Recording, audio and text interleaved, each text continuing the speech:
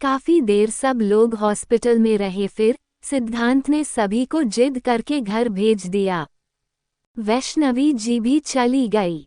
रात भर सब लोग उसकी सलामती के लिए प्रार्थना कर रहे।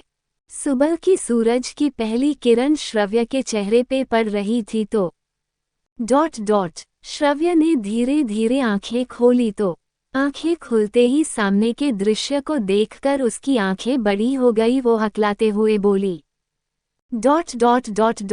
श्रव्य धीरे से बोली, मैं कहाँ हूँ? तो श्रव्य की मरी हुई आवाज सुनकर सिद्धांत को होश आया। वह एकदम से अपनी आंखों को रगड़ते हुए उसकी तरफ देखा, फिर तुरंत अपने पैरों को पीछे लेते हुए पर्दे के पीछे छुप गया था। श्रव्य अपने आसपास देखने लगी। वह अपनी आंखें धीरे धीरे रगड़ते हुए बैठी हो गई बिस्तर पर। वह इधर उधर देखने लगी। तभी सिद्धांत ने अपने फ़ोन से नज को फ़ोन करके बुलाया। नज रूम के अंदर आए और बोली, अरे मैम, आपको होश आ गया? कैसा महसूस कर रही है आप? श्रव्य नज के सवाल को ऐसे फील कर रही थी जैसे पता नहीं कितनी सदियों के बाद जाकर के कोई उसे बोल रहा हो।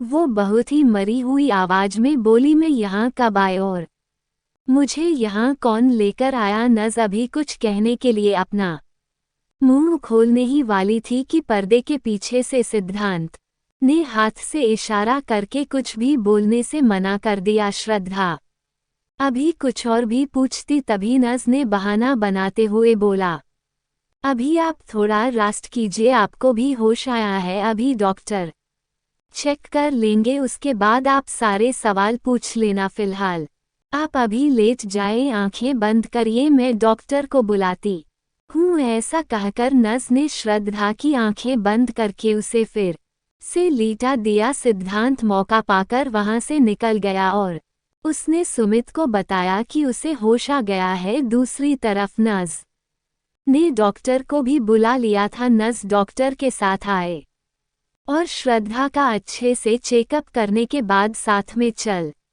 रहे सुमित से बोले, अब ये ठीक है, उनकी पल्स रेट भी ठीक है, अब इनको कोई दिक्कत नहीं है। अभी यह आज और हॉस्पिटल रहेंगे, फिर इनको कल डिस्चार्ज मिल जाएगा। थोड़ी उनकी दवाएं हैं वह टाइम से देनी पड़ेगी, अब वैसे ये ठीक है। डॉक्टर की बात सुनकर सुमित बोला, ठीक है डॉक्टर, आपको बहुत बहुत धन्यवाद। डॉक्टर ने अपना काम किया और वहां से चला गया। डॉक्टर के जाने के बाद श्रव्य, जो बहुत देर से डर देख रही थी, वो सुमित से बोली, सुमित सर, मुझे यहाँ कौन लेकर आया? और मैं यहाँ अकेली थी, क्या मेरे साथ बुआ माँ नहीं आई क्या? श्रद्धा के सवाल को सुनकर सुमित थोड़ी देर के लिए चुप हो गया। फिर सिद्धांत की दी कसम को याद करके वह अपने दिल पर पत्थर रखकर बोला, असल में भाभी आप बेहोश हो गई थी लिफ्ट के अंदर, तो उसे टाइम पर मैं आपको लेकर आया था अस्पताल, और अस्पताल आने के बाद मैंने आंटी को फ़ोन कर दिया था। आंटी पूरी रात अस्पताल में ही रही थी, अभी वह थोड़ी देर पहले ही घर चली गई है, आती होगी, और मैंने उनको भेज दिया था ताकि वह थोड़ा सा चेंज करके आ सके और आपके कपड़े लेकर आ सके। श्रव्य सिद्धांत के इस जवाब को सुनकर बहुत ही ज्यादा मायूस हो गई। उसे लगा शायद उसको यहाँ हॉस्पिटल सिद्धांत लेकर आया होगा, लेकिन सुमित के सवाल को सुनकर श्रव्य बहुत ज्यादा दुखी हो गई और अपने मायूस नज़रों को झुकाकर बोली, अच्छा सर, आपका बहुत बहुत धन्यवाद, आप मुझे यहाँ लेकर आए, अब आप भी चले जाएं, मैं ठीक हूँ, थोड़ी देर में बुआ माँ भी आई जाएगी। श्रव्य ने बहुत ही मरी हुई आवाज में कहा तो सुमित बोल, कोई बात नहीं, अभी आंटी को आ जाने दीजिए, उनके आने के बाद ही मैं यहाँ से जाऊँगा। श्रव्य ने कुछ नहीं कहा और चुपचाप से अपनी आंखें बंद करके लेट गई। श्रव्य मन ही मन सोच रही थी, तुमसे ऐसी उम्मीद तो मैं बिल्कुल ही नहीं की थी सिद्धांत, कहा तो तुम अब जीने मरने के बाद करते थे मेरे एक आंसू पर तुम्हारी जान निकल जाती थी। मैं तुम्हारे सामने लिफ्ट के अंदर बंद हुई थी, मेरी जान तड़प रही थी, लेकिन फिर भी तुमको मेरी सांसों से कोई फर्क नहीं पड़ा। मैं यहाँ अपनी जिंदगी से लड़ रही थी और तुम अपने बदले को पूरा करना, और तुम उसे इंसान को सजा दिलवा कर रहना जिसने तुम्हारे घर वालों के साथ गलत किया और तुम्हारे बड़ी माँ स्पेशली उनके साथ गलत किया। आखिर तुम्हें तुम्हारे बदले के अलावा कुछ नहीं दिखाई देता। मैं एक आखिरी कोशिश की थी ये देखने के लिए कि तुम्हारे लिए तुम्हारा बदला जरूरी है है या मैं, लेकिन मुझे मेरे सवाल का जवाब मिल गया तुम्हारे लिए। तुम्हारी बड़ी माँ और उनके बदले से बढ़कर कुछ नहीं है।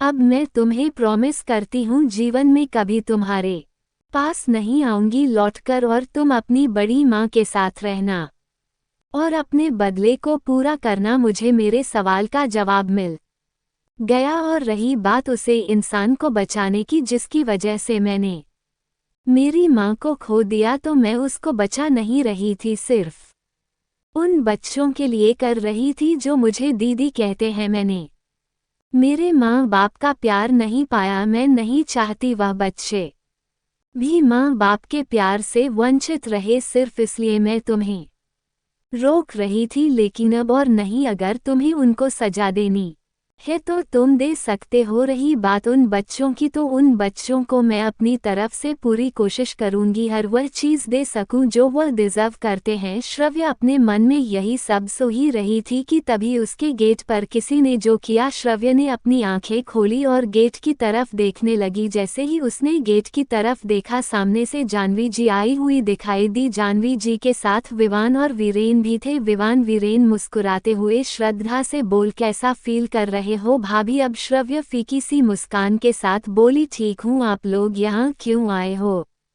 श्रव्य की बात सुनकर वीरेन बोला, आपकी तबीयत पूछना गलत है क्या? आपके हॉस्पिटल में एडमिट होने के बाद भी आपसे मिलने ना आओ ये गलत है। कुछ लोगों की गलती की सजा आप हर किसी को नहीं दे सकती। माना कि आप किसी के साथ रहना नहीं चाहती, एक बंधन में नहीं बनना चाहती, लेकिन इसका मतलब ये नहीं कि आप हम लोगों से भी रिश्ता ना रखो। बेशक आप दोनों एक दूसरे रिश्ता ना रखो, लेकिन हमारा रिश्ता आपसे है और हमेशा रहेगा, चाहे फिर आप दोनों एक दूसरे के साथ रहो या ना रहो। वीरेन ने कहा। साथ में विवान ने भी कहा। आगे आई हुई जानवी जी ने भी दोनों बच्चों के सिर पर हाथ फेरकर बोली, दोनों बिल्कुल सही बोल रहे हैं श्रव्य, ये क्या बात हुई? तुम्हें श्रीधांत के साथ नहीं रहना, मत रहो, लेकिन हम लोगों से तो दूरी मत बनाओ। और ऐसा कहकर उनकी गाल छूकर बोली, कैसी हो बेटा? श्रव्य मरी हुई आवाज में बोली, ठीक हूँ। इतना बोलकर वह आगे कुछ नहीं बोली। उसे समझ नहीं आ रहा वह क्या बोले। तभी जानवी जी मुस्कुराकर बोली, अब माँ कहने में भी इतना हिचकिचा रही हो क्या बेटा?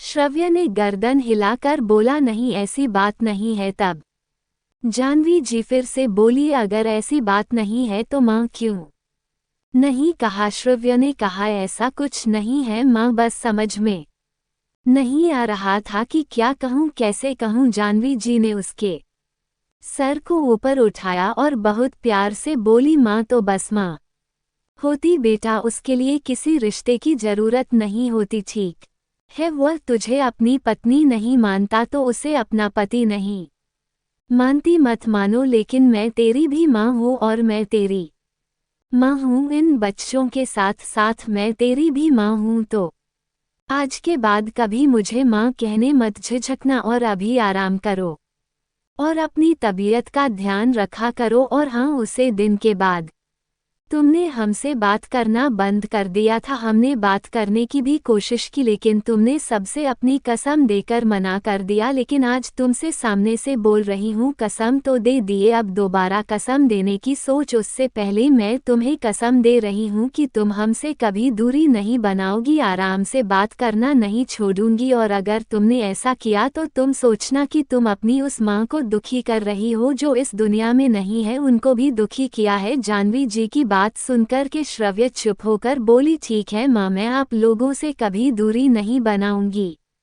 जानवी जी, विवान और वीरेंद्र थोड़ी देर श्रद्धा के साथ बैठे रहे। इतने में वैष्णवी जी भी आ गई और वैष्णवी जी भी श्रव्य आज उसका हाल चाल पूछ, और उसके बाद वह लोग बैठे रहे, आपस में बातचीत करते रहे। श्रव्य के साथ अंदर विवान और वीरेन बात कर रहे थे। वैष्णवी जी और जानवी जी बाहर आ गई। वैष्णवी जी जानवी जी से बोली, सिद्धांत नहीं मिला क्या? इस पर जानवी बोली, आप जानते हैं ना, बेशक कितना ही मन में कुछ भी हो लेकिन उसके सामने दिखाना नहीं चाहता। पूरी रात उसके पास ही रुका, उसकी देखभाल की, लेकिन जैसी होश में आने लगी अपनी नज़र बचा करके वहां से निकल आया ताकि उसको देखने जाए और उसको यह ना पता चल जाए कि उसके पति ने उसकी देखभाल की है और सारी रात अस्पताल में ही रहा। इसलिए उसने सुमित से झूठ बोला दिया और यह कहलवा दिया कि श्रव्य को हॉस्पिटल सुमित लेकर आया, ना कि सिद्धांत।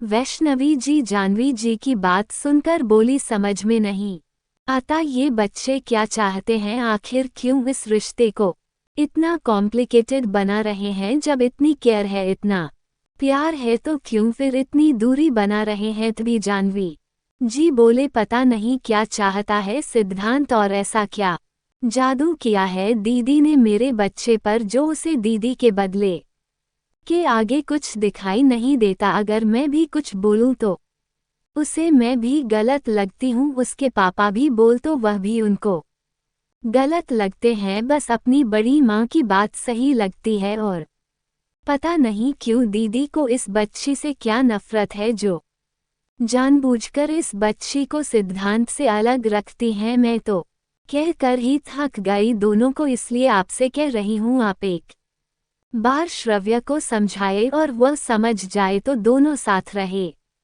तो शायद हमारा घर फिर से हरा भरा हो जाए। मैं अपनी बहू बेटे को साथ में रहते हुए देखना चाहती हूँ। जानवी जी की बात सुनकर वैष्णवी की बोली, आपको क्या लगता है कि मैं नहीं चाहती कि मेरी बेटी अपने ससुराल में खुश रहे, लेकिन जब वो खुद मुझे अपनी कसम देकर मना कर चुकी है कि मैं उसे इस बारे में कोई बात ना करूं वरना वह इस घर को छोड़कर चली जाएगी और नहीं पता वह कहाँ जाएगी, तब ऐसी हालत में मैं उसे क्या बोलूं। इसलिए मैंने उसकी खुशी के लिए चुप रहना ही बेहतर समझा। जानवी जी और वैष्णवी की आपस में बात कर ही रही थी, तभी सुमित आया और बोला, आंटी हम लोगों की कुछ भी कहने से या करने से कुछ नहीं हुआ। जब तक ये दोनों नहीं समझेंगे ये रिश्ता नहीं सुधरेगा। हम लोगों को देखा है दोनों ही एक दूजे से इतना प्यार करते हैं, एक दूजे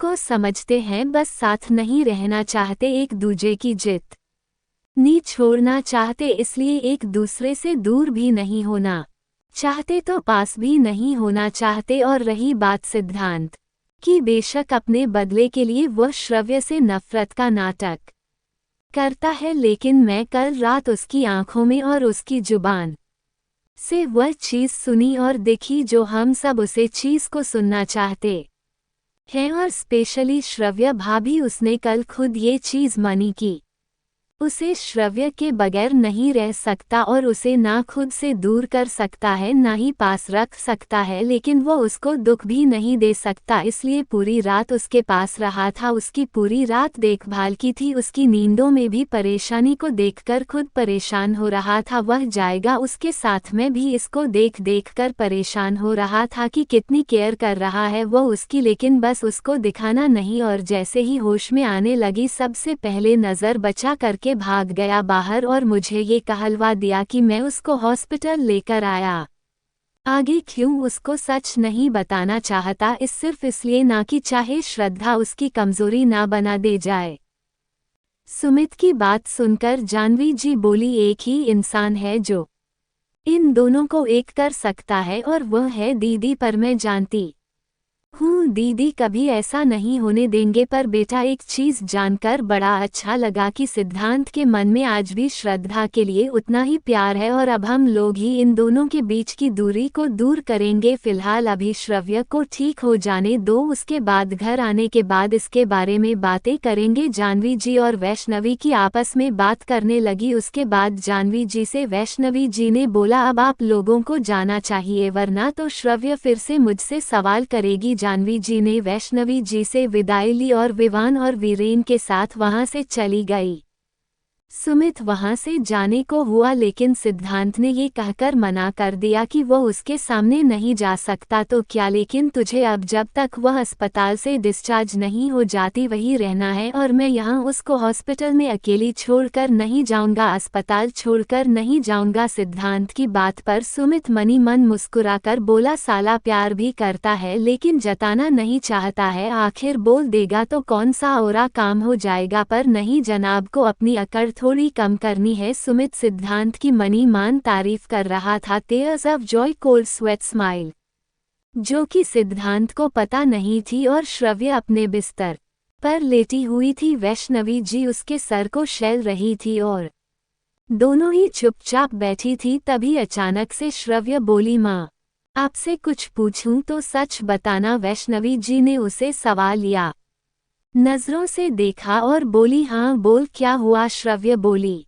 माँ सच सच बताना, मुझे हॉस्पिटल कौन लेकर आया था और आपको फोन किसने किया था। आपको मेरी कसम है, आपने अगर झूठ बोला तो बताए आपको किसने फोन किया था। श्रव्य की बात सुनकर कि वैष्णवी की थोड़ा घबरा गए हैं, समझ में नहीं आया कि क्या जवाब दे। वैष्णवी की बोली कि किस बात के लिए कसम खा रही है, इसलिए कि मुझे फोन किसने किया था तो सुन, मुझे फोन सुमित ने किया था और उसने मुझे बताया कि तुझे ऑफिस में चक्कर आ गए थे इसलिए हॉस्पिटल आए गए, और हॉस्पिटल तो ये कौन लेकर आया ये सुमित ही जानता है, मैं नहीं जानती। मैं जब यहाँ आई थी तो तू बिस्तर पर थी और डॉक्टर तुझे चेक कर रहे थे, तो मुझसे ज़्यादा अच्छे से सुमित को पता होगा। वैष्णवी जी के जवाब से श्रव्य थोड़ी देर के लिए चुप हो गए। उसे लगा शायद वैष्णवी जी को पता होगा कि सिद्धांत उसको हॉस्पिटल लेकर आए, लेकिन इस बार भी सभ्य की उम्मीद खाली निकाली और उसकी आंखों में एक दर्द सी लकीर उभर आई थी। तभी श्रव्य थोड़ा रोष के साथ बोली, माँ आपके लाडले सिद्धांत ने फिर से उनके साथ धोखा करने की कोशिश की है। मैं जानना चाहती हूँ कि वह कहाँ है। अभी वह ठीक है ना, उनको कोई दिक्कत तो नहीं हुई है ना, उनकी कंपनी में कोई परेशानी तो नहीं हुई ना, कल से मैं जब से अस्पताल में तब से कोई क्या क्या हुआ है मुझे सब बताइए। श्रव्य के सवालों के सुनकर वैष्णवी की बोली, शांत हो जाए, ऐसा कुछ भी नहीं है, सब ठीक है ना। तो तेरे पापा कहीं गए हैं और ना ही तेरे पापा की कंपनी को कुछ हुआ है, वह दोनों ही ठीक है और अपने घर में है। और रही बात ये क्यों हुआ, कैसे हुआ, यह इसके बारे में मुझे कुछ नहीं पता, बस इतना पता है कि तेरे पापा की कंपनी को कुछ नहीं हुआ है, और आगे के सारे सवाल तू जिसे करना चाहती हो उसे ठीक होने के बाद कर लेना। फिलहाल अपनी सेहत को ठीक होने दो और कल घर जाने के बाद में आराम करके फिर पूछ लेना सारे सवाल। श्रव्य को वैष्णवी की एक ही लाइन में सारी बात बोल गई। श्रव्य अब कुछ ना बोली, मैं चुपचाप शांति से लेट गई थी। इसी तरह पूरा दिन बीत गया था। श्रव्य अब धीरे धीरे और रिकवर हो गई थी। रात का समय हुआ, फिर से श्रव्य को नींद आने लगी। श्रव्य सोई रही थी कि उसे लगा कि कोई उसे देख रहा है। उसने अपने आसपास नजर घुमा कर देखा तो उसे वैष्णवी जी के अलावा कोई नहीं देखा। श्रव्य को लगाकर शायद सिद्धांत था, लेकिन यह उसकी बहम था। दूसरी तरफ सिद्धांत सच में वही था, बस श्रव्य से छुपा हुआ था।